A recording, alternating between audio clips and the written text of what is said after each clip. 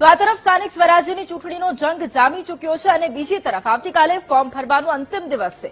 ત્યારે અમદાવાદ મહાનગરપાલિકા માટે ભાજપ દ્વારા ઉમેદવારોના નામની જાહેરાત કરવામાં આવી। ગ્રાફિક્સના માધ્યમથી આપણે સૌથી પહેલા તો એ સમજીશું કે આ વખતે ભારતીય જનતા પાર્ટી દ્વારા કોની ઉપર મહોર લગાવવામાં આવી છે। અમદાવાદમાં ભાજપના ઉમેદવાર કોણ? સૌથી પહેલા સરખેજ વોર્ડની વાત કરીએ।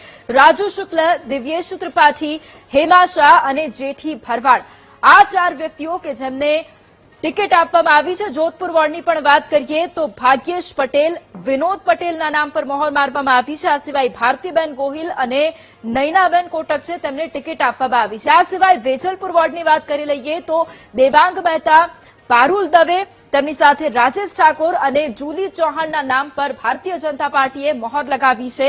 વેજલપુર વોર્ડની ફરી એક વખત વાત કરી લે। દેવાંગ મહેતા, પારુલ દવે, રાજેશ ઠાકોર અને જુલી ચૌહાણ આ ચાર નામો છે કે જેમના નામ પર મહોર લગાવવામાં આવી છે। આ એ નામો અમે આપને બતાવી રહ્યા છે કે જે લોકોને ભારતીય જનતા પાર્ટી દ્વારા ઉમેદવાર તરીકે જાહેર કરવામાં આવ્યા છે, તેમને જાણ કરવામાં આવી છે। હવે બોડકદેવ વોર્ડની પણ વાત કરી લઈએ તો દેવાંગ દાણી, ધરમસિંહ દેસાઈ, ભાવના પટેલ અને પારુલ મકવાણા તેમના નામ ઉપર પણ મહોર મારી દેવામાં આવી છે। આ તમામ લોકો ભારતીય જનતા પાર્ટીના ઉમેદવાર છે। ભારતીય જનતા પાર્ટીનો ગઢ અમદાવાદ મહાનગરપાલિકા ફરી એક વખત આ વખતે એક અલગ પેટર્નથી ઉમેદવારોને ટિકિટ આપવામાં આવી છે। હવે મક્તમપુરા વોર્ડની પણ વાત કરી લઈએ તો અભય વ્યાસને ટિકિટ આપવામાં આવી છે।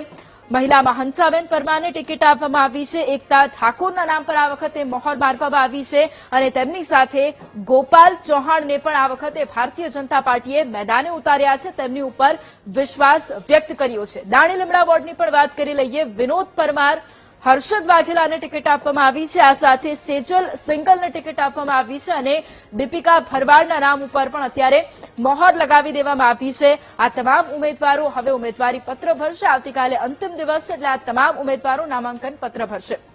ભાઈપુરા વોર્ડની પણ વાત કરી લઈએ તો રાકેશ પટેલના નામ પર મહોર લગાવવામાં આવી છે। નેરુતુબેન ચૌધરીના નામ પર મહોર લગાવવામાં આવી છે। આશા પટેલના નામ ઉપર પણ મહોર લગાવવામાં આવી છે। હજુ અન્ય નામો અમુક એવા છે કે જેમના વિશે હજુ સુધી એવી કોઈ વિગતો સામે નથી આવી, પરંતુ આ ત્રણ ઉમેદવારો ઉપર વિશ્વાસ વ્યક્ત કરવામાં આવ્યો છે અને તેમના નામની જે જાહેરાત છે તે ભારતીય જનતા પાર્ટી દ્વારા કરવામાં આવી છે। આવતીકાલે પણ આ તમામ ઉમેદવારો છે કે જે ઉમેદવારી પત્ર ભરવાના છે। ભાજપના ઉમેદવાર આ વખતે એક નવી પેટર્ન સાથે ભારતીય જનતા પાર્ટીએ પોતાના જે ઉમેદવારો છે તેમને મેદાને ઉતાર્યા છે અને એ ગ્રાફ